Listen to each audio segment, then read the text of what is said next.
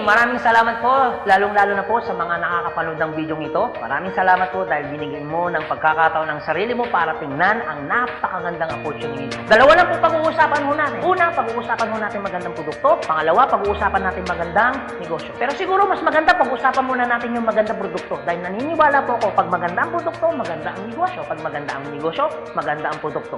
Ang maganda po dito sa product na pag-uusapan natin, ang involved health. Kung tatanungin ko po kayo, maganda bang negosyong health? Kung iisipin mo, magandang negosyong health. Pero at the back of your mind, hindi ka sigurado kung magandang health. Sige, tingnan natin. Kung tatanungin ko po kayo, importante ba sa tao ang health? O sobrang importante? Alam mo kung bakit ko tinanong yan? Simple. Pag tinanggal ko ang tao, may health. Pag tinanggal ko naman ang health, may tao. Ngayon uulitin ko, importante ba sa tao ang health? O sobrang importante? Kung sobrang importante sa tao ang health, anong ibig sabihin? Nagiging importante na rin sa tao ang business mo. Dahil ang business mo, health. Since tao po pag-uusapan mo natin, naniniwala po ba kayo na ang tao may katawan?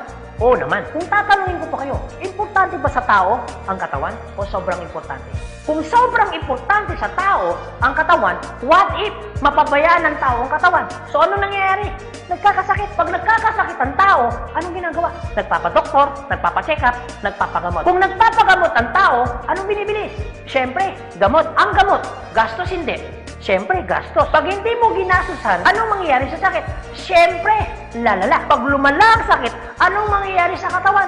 Siyempre, manghihina. Pag nanghina ang katawan, akala ng iba, katawan lang ang nagkakaproblema. Pero hindi na alam, apektado ang trabaho. Pag apektado ang trabaho, apektado ang kita. Pag apektado ang kita, ang pinaka-naapektuhan sa lahat, yung pamilya. Ang pinaka-malupit na naapektuhan pa sa tao, yung pangarap mo. Sabi daw nila, madali raw kitain ng pera pag masipag at matyaga. Opo, tama po. Madaling kitain ng pera, basta masipag, matyaga. Pero ito naman sasabihin ko sa'yo, the moment na magkasakit ka, madali rin ubusin ng sakit ang pera mo. Lagi ko po ito sinasabi, anin mo ang limpak-limpak mong salapi kung punong-puno ka naman ng sakit. At ang pinakamahirap po dyan, wala na nga ang pera, mahirap na nga, may sakit pa. Yun ang masakit. Since present ang sakit, ano ngayon ang gagawin mo para hindi magkasakit? Simple, wala ka ng choice. Uulitin ko, wala ka ng choice. Kailangan mo nang uminom ng food supplement. Alam kung bakit? Marami ng kumpanya nagtayo. Marami ng pharmaceutical nagtayo. At hindi naman nila i-inventoyin ang mga produktong yan kung hindi kailangan. Bakit? Kasi kailangan mo na talaga. Ngayon, pwede mo sabihin sa akin, teka lang Anthony, food supplement? Gastos yan eh. Opo, gastos nga ang food supplement. Pero ito naman sasabihin ko sa'yo, di bali nang gumastos ako, at least healthy naman ako. Bakit? Pag nakakasakit ka ba, ano bang ininom mo? Di ba gamot? O tanong, gastos hindi. Di ba gastos? Kung ikaw tatanungin ko, anong gusto mo? Gumagastos ka na healthy ka? O gumagastos ka, may sakit ka? Paras na gastos. Ang malupit po niyan, every time na gumagastos ka, may sakit ka pa. Komportable ang katawan? Siyempre hindi. Sabihin na natin gumagastos ka dito, at least healthy ka naman. Ang pinakamaganda sa lahat, bukod sa healthy ka na, business mo pa. Dahil business mo ka, kumikita ka pa. Ang pinakamaganda sa lahat, bukod sa healthy ka na, kumikita ka pa. Bukod sa kumikita ka na, healthy ka pa. Ano ngayon ang pakiramdam na bukod sa healthy at kumikita ka na, nakakatulong ka pa? Maganda o napakaganda? O sige, pag-usapan naman natin yung magandang negosyo. Maaaring nagustuhan mo yung product, maaaring bibili ka ng product. Pero ito yung totoo, gagawin mo kayong negosyo. Kasi bakit? Pag business ang pinag-uusapan, hindi naman kasi lahat ng tao business-oriented. Karamihan ng tao is career-oriented. Alam mo kung bakit? Marami kasing tao na pagdating sa business, ang dami niyang perspective. Alam mo isa sa mga perspective ng tao pagdating sa negosyo? Una, wala akong pera. Pwede mo sabihin sa akin, teka lang Anthony, wala naman akong pera. Kanina, nung pinapanood mong video nito, wala kang problema. Pero ngayon, may problema ka na. Ano? Pera. Pangalawa, ang maaaring problema mo, wala akong time. Pwede mo sabihin sa akin, teka lang Anthony, okay yung negosyo kaso nga lang wala akong time. Walang kaso. Pero mayroong mas worse. Wala ka nang time. Wala ka pang pera. Pangatlo, maaaring itong problema mo. Teka lang Anthony, okay yung business. Kaso nga lang, hindi ko yan alam. Hindi ko yan hilig. Hindi ko yan linya. Ew. Pero ito yung totoo. Marami naman tao sa labas na ginagawa niya linya niya, ginagawa niya hilig niya. Pero tanong, kamusta ang buhay? Sabihin na natin, hindi mo to hilig. Sabihin na natin, hindi mo dito niya. Pero ito sasabihin ko, kung ito naman ang magpapabago ng buhay mo, bakit hindi mo siya ninyahin? Pang-apat, maaaring ito isa sa mga problema mo. Teka lang, Anthony, okay ang business. Kaso nga lang, risky yan. Naku, malulugi lang ako. Ang pinakamalupit, hindi mo pa tinatayo yung negosyo mo, feeling mo, lugi ka na. Ang matindi niyan, ano malulugi sa'yo? Eh di ba sabi mo, wala kang pera? Eto tanong, kung problema mo ang pera, problema mo ang oras, problema mo dahil wala kang alam, kasi iniisip mo baka malugi ka, ito sasabihin ko. Hindi lang naman to ang una or pangalawang pagkakataon na pwede kang ma-involve sa business. Kung yan ang problema mo, bakit? Pagdating kayo ng panahon, yan pa rin kayo problema mo. Pag-usapan po natin ang life cycle. Naniniwala ka bang may life cycle? Oo naman. Importante po ang life cycle. Kasi po, hindi po magiging balanse ang mundo pag walang life cycle. Isa sa mga dinadaanan ng tao na life cycle, yung pag-aaral. Kung ikaw magkakanak o magkakanak pa lang, pag-aaralin hindi. Siyempre, pag-aaralin. Kawawa naman yung bata pag hindi natuto, hindi marunong magsulat, hindi marunong magbasa. Pagkatapos mag-aral, anong susunod? Siyempre, gagraduate. Pagkatapos graduate, anong susunod? Siyempre, magtatrabaho. Pero pansinin mo to. Meron po mga tao hindi nakapag-aral, hindi nakagraduate, pero nagtatrabaho. Bakit? Isa sa mga life cycle po na dinadaanan ng tao, kailangan po magtrabaho. Etong tanong, gusto niyo po ba habang buhay nagtatrabaho? Siyempre, hindi. Gustuin niyo man po magtrabaho ng 60 to 65 years old, wala na ho kayong choice. Ang sasabihin ng boss mo, you're out. Bakit? Anong tawag ko doon? Retire. Pag kayo po ba nag-retire, may pera wala? Siyempre, meron. Anong tawag mo doon? Retirement fee. Dahil ikaw ay nag-retire, ang trabaho, tuloy-tigil. Siyempre, tigil. Pag tigil ang trabaho, ang sweldo, tuloy-tigil. Siyempre, tigil. Dahil tigil ang trabaho, tigil ang sweldo, ang gastos, tuloy-tigil. Siyempre, tuloy. Dahil tuloy ang gastos, ang retirement fee na pinaghirapan mo, maubos hindi. Siyempre, pwedeng maubos. Para hindi maubos ang perang pinaghirapan mo, anong gagawin mo? Maaaring nag-iisip mo ngayon kung ikaw nakakapanood ng video nito. Maaari at siguradong maiisip mo ngayon, business. Ito tanong. Kung papasok ka ngayon sa business para hindi maubos ang pera mo, teka lang, akala ko ba, kanina, iniisip mo, teka lang Anthony, wala akong pera kasi mamumulan ako dyan. Pero sabihin ko, kung iniisip mo, kanina, wala kang puhunan, mamumuhunan ka kasi, eh di ba ganun din dito? Mamumuhunan ka rin. Di ba sabi mo kanina, wala akong time? Kung iniisip mo na wala kang oras, bakit? Pagtungtong mo ng 60, 65, may oras ka ba ba? Sabi mo kanina, wala kang alam. Pero tanong, bakit pagtungtong mo ng 60, may alam ka? Buong buhay mo nagtrabaho, hindi nag-business.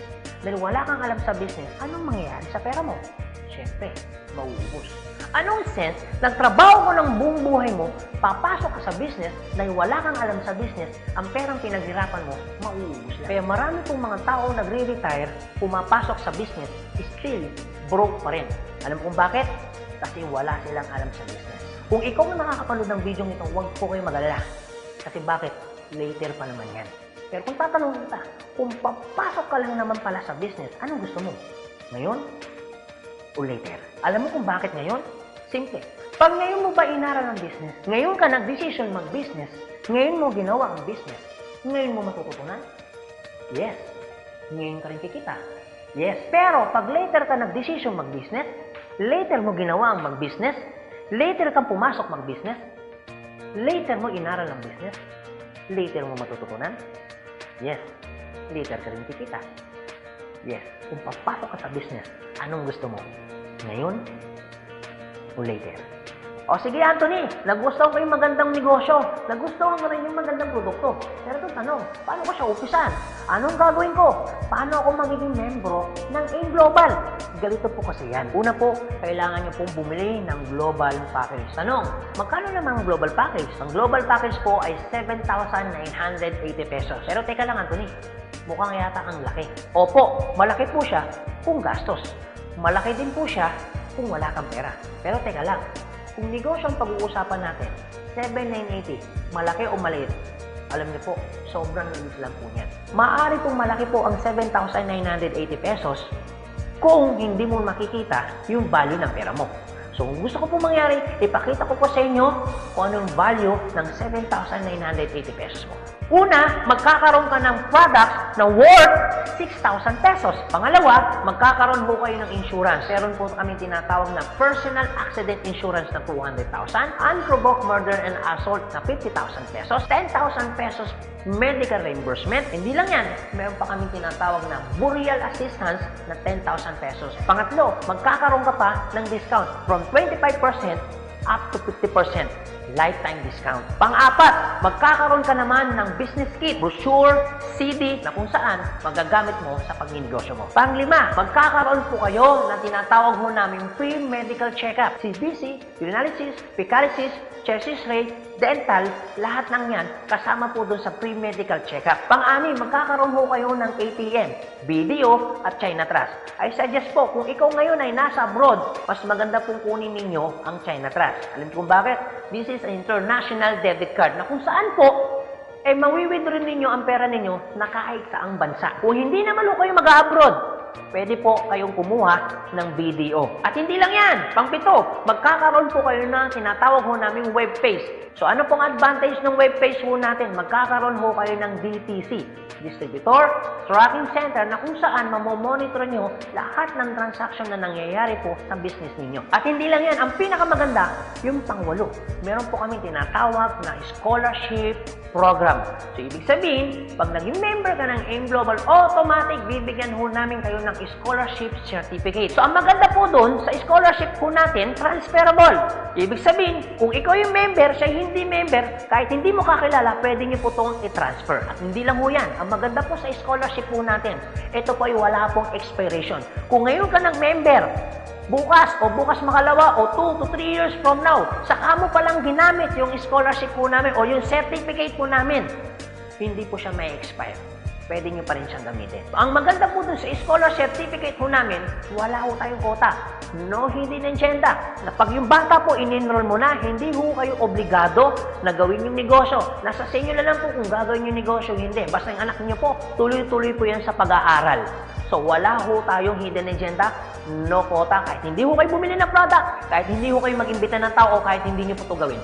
No obligation, no commitment.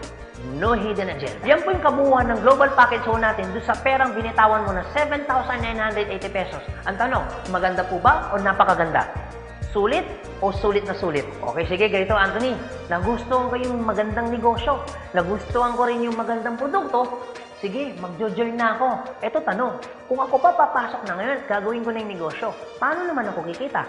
Ganito po yan. Una, kikita po kayo sa tinatawag naming retailing. Sa retailing naman po, from 25% up to 50% kikita ka. Kung hilig mong magbenta, aba, bagay na bagay ka dito. Kung hindi ka naman mahilig magbenta, wala din pong kaso. Pangalawa, eto po maganda. Meron po kaming tinatawag na binary income. Sa binary income, dalawa pwede nyo pong pagkakitaan. Una, pwede ko kayong kumita sa tinatawag namin direct referral bonus. Magkano direct referral bonus? 500 pesos. At pangalawa, pwede naman kayo kumita sa tinatawag namin match sales bonus o madalas ang tawag po namin dyan, pairing bonus. Magkano naman ang pairing bonus?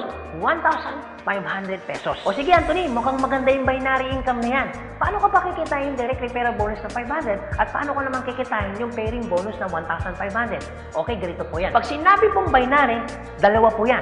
It's either ilalagay mo sa kanan o ilalagay mo sa kaliwa. Ang trabaho mo, mag-imbita. Pag ikaw ngayon nag-imbita, at yung inimbita mo ay bumili ng global package, sabi na natin, dalawa yung inimbitahan mo. Yung isa, inimbitahan mo, nilagay mo sa kanan. Yung isa naman, inimbitahan mo, nilagay mo naman sa kaliwa. Pagbili ni A, automatic, meron kang tinatawag na direct referral. Pagbili naman ni B, automatic, may kikitain ka naman na direct referral ng 500 pesos. At hindi lang yan, meron ka pang bonus. Pag may pumasok sa kanan mo at may pumasok sa kaliwa mo, automatic, magpipair po siya. Magkano pong pairing bonus? 1,500 pesos. Basta ang usapan po, every time may papasok sa kaliwa, every time may papasok sa kanan, automatic po, pairing 1,500. Sa tingin mo ba, si A, meron din bang kaliwa? Meron din kanan? Si B, meron din bang kaliwa? Meron din bang kanan? Sa tingin mo ba, ikaw pa ba ang nag-imbita dun sa inimbita ni A and B? Siyempre, hindi na. Eto maganda. Sa labas, no work, no pay. Pero sa amin, yung taong dinala ni A at ni B, automatic, kikita ka pa rin ng pairing bonus. Magkano pairing bonus? 1,500 pesos. Ibig sabihin, dalawa yung pumasok. Magkano po yun? So, ibig sabihin, kikita ka ng 3,000 pesos. No work, pero with pay. Sa tingin niyo po, pagdating po ng panahon, yung grupo po ni A, dadami? Yung grupo naman ni B, nadami? Oo naman. So tanong, may iwasan bang lumaki? Siyempre, hindi. Eh what if, Anthony, may pumasok isa? may pumasok isa, araw-araw. Anong ibig sabihin po niyan? Di ibig sabihin, araw-araw po, kikita ka ng 1.5. Paano kung kay 200? Dahil lumalaki po ang grupo, paano kung may pumasok 10 dito? Paano kung may pumasok dito 10 dito? Anong ibig sabihin yan? Di 10 po ng 1.5. So, magkano yung 10 ng 1.5? Di 15,000. Paano kung araw-araw yan? Di ang ibig sabihin po yan, araw-araw po yan, 15,000, 15,000. Tuloy-tuloy po yan. Ang pinakamaganda niyan, yung 15,000 po ba? Malaki maliit?